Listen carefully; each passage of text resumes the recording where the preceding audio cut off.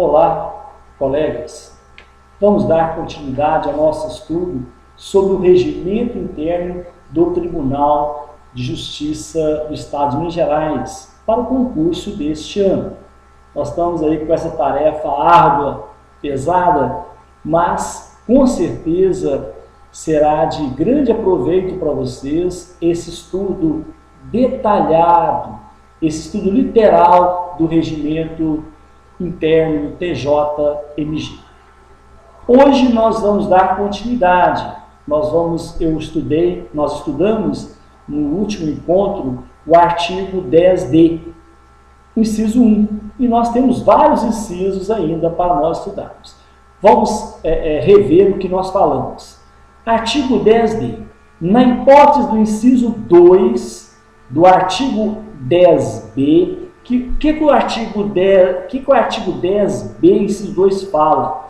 Ele fala da eleição daqueles 12 desembargadores que fazem parte da Corte Superior. Então, na hipótese do inciso 2 do artigo 10B deste regimento, a eleição será realizada com observância de normas de procedimento. Vamos ver quais são as normas procedimentais para a realização da eleição no caso de vacância daqueles 12 que fazem parte da Corte Superior. Vamos lá. A eleição far-se-á por votação secreta. Primeira coisa, eu já tinha comentado isso. A eleição far-se-á por votação secreta. Em sessão especial do Tribunal Pleno, já falamos, realizada pelo menos 30 dias antes da aposentadoria compulsória do ocupante de cargo, ou do término do mandato previsto no parágrafo 1º deste artigo, ou dentro do prazo de pelo menos 20 dias, se a vaga se der por qualquer outro motivo. Já explicamos esse inciso. Inciso 2. Ocorreu a vaga, o presidente do tribunal determinará a publicação no Diário do Judiciário de edital de convocação do Tribunal Pleno para a sessão prevista no inciso anterior, o qual abrirá prazo de 10 dias para inscrição dos desembargadores que desejaram concorrer. Então, os desembargadores que desejaram concorrer ao cargo vago entre os 12 desembargadores que são eleitos por eleição, ele tem um prazo de 10 dias após a publicação para se inscrever. Inciso 3. A não inscrição no prazo estabelecido no edital implica recusa manifestada pelo desembargador antes da eleição. Eu sou desembargador, eu não tenho interesse em participar, então a minha não inscrição significa que eu não tenho interesse em concorrer ao cargo. Inciso 4. Cada desembargador poderá votar em tantos candidatos quantas forem as vagas a serem promovidas. José desembargador tem 4 vagas. Ele vai poder votar nas 4 vagas que estão abertas. Todos os votos de uma cédula serão nulos quando nela houver mais votos do que o número de vagas a serem preenchidos. Lógico, aí você vai ter por dedução e até mesmo seguindo o processo eleitoral comum. Se você tem 10, você tem 2 vagas, a pessoa vota em 4 vagas, lógico que será nulo. É esse voto concedido. Inciso 6. Será considerado eleito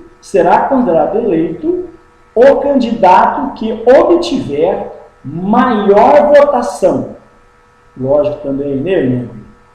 A qual não poderá ser inferior a, observe, marque aí para mim fazendo favor. A qual não poderá ser inferior a metade mais 1 dos votos válidos presentes. Vamos fazer as contas? Vamos. Vamos terminar a leitura.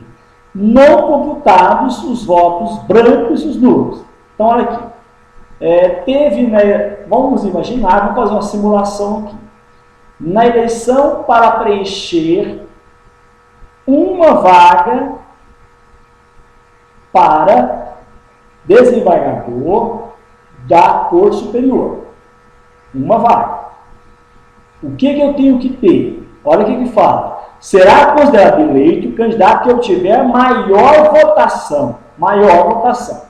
Vamos imaginar que nós tivemos o candidato X e o candidato Y. Tá.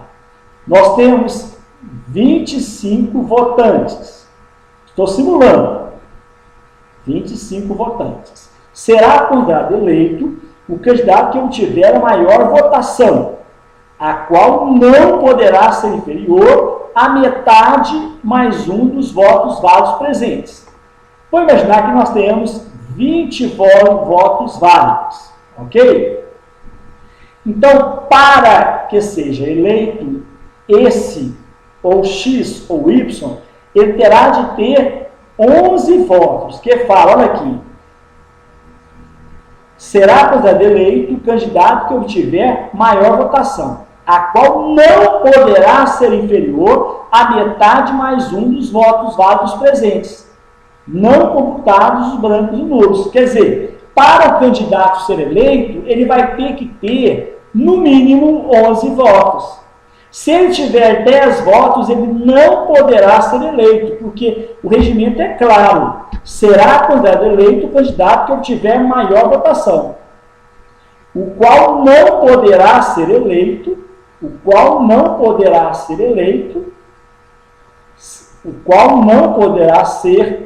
se for inferior à metade mais um dos votos dos presentes. Então, se tiver 10 votos, ele não será eleito.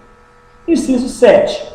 Se nenhum candidato obtiver a maioria dos votos que trata o inciso anterior, metade mais um, na primeira votação, concorrerão no segundo escrutínio apenas os dois mais votados, para cada vaga a ser provida. Então, se não conseguiu esse número, aí passa então para o escrutínio. Só vai para o escrutínio aqueles candidatos mais bem votados, os dois mais bem votados. Inciso 8. Se, em decorrência de empate na votação, houver mais de 2 candidatos, proceder-se ao desempate pelo critério da antiguidade no tribunal. Não é de idade. Antiguidade no tribunal. Inciso 11. Aí você vai fazer uma pergunta. Mas será que a banca vai cobrar isso? Nós temos que estudar. Temos que fazer essa leitura. É importante. Inciso 9. Se, em decorrência de empate na votação, houver número de candidatos mais votados superior ao dobro das vagas a serem preenchidas, proceder-se-á ao desempate pelo critério previsto do ensino anterior, que é o critério da antiguidade no tribunal, de modo que participem do segundo escrutínio candidatos em número equivalente ao dobro das vagas a serem providas. Se tiver 2 vagas, seria então 4 candidatos para o escrutínio. Inciso 10. Se, atingida a maioria simples, houver empate na votação, considerar-se-á eleito o candidato mais antigo no tribunal. Vocês estão vendo, então, o critério principal é o candidato mais antigo no tribunal. Tranquilo. Autoexplicativo esse inciso. Inciso 11. Os desembargadores votados e não eleitos serão considerados suplentes. Os indicadores votados e não eleitos serão considerados suplentes. Observada a ordem decrescente, o mais votado ao menos votado, das votações obtidas. E no caso de empate, vamos supor que eu tenho suplente 2 entre os mais votados, que tenha 10 votos, os dois, 10, 10. o critério de maior antiguidade no tribunal. Último inciso, inciso 12. A substituição do desembargador eleito para integrar a Corte Superior, nós estamos falando agora de eleição da Corte Superior, nos afastamentos e impedimentos, será realizada pelo suplente disponível, observando aquele critério de suplente, o mais bem votado, que houver sido votado por ocasião da escolha do substituído, na ordem de suplência, estabelecido o termo anterior, que fala do mais bem votado, que inicia do mais bem votado, mediante convocação do presidente da Corte, inadmitida a recusa. Esse suplente que for convocado pelo presidente, ele não pode recusar. Ele não pode recusar. Ele tem de aceitar esta convocação. Muito bem. Vocês estão vendo que são esses incisos são autoexplicativos. Então vamos resolver a primeira questão. Atenção. Em relação à eleição para a vacância, presta atenção, em relação à eleição para a vacância de um dos 12 cargos a serem providos por eleição na Corte Superior, é correto afirmar que a eleição far-se-á por votação secreta, em sessão especial do Tribunal Pleno, realizada pelo menos 20 dias antes da aposentadoria compulsória do ocupante do cargo ou do término do mandato previsto no parágrafo 1º do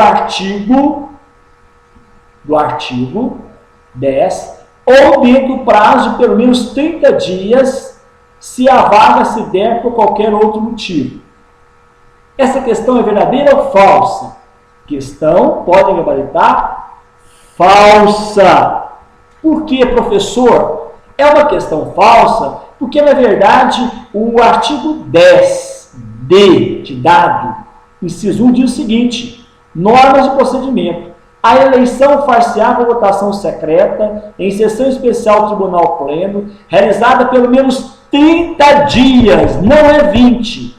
30 dias antes da aposentadoria compulsória do ocupante do cargo ou do término do mandato previsto no parágrafo 1º desse artigo, ou dentro do prazo pelo menos 20, agora que é 20 dias, se a vaga se der em qualquer outro motivo. Mas se for motivo de aposentadoria compulsória e término do mandato, o prazo é de 30 dias. Outros motivos de 20 dias. Está vendo como que é fácil, caros colegas, essa primeira questão que nós resolvemos?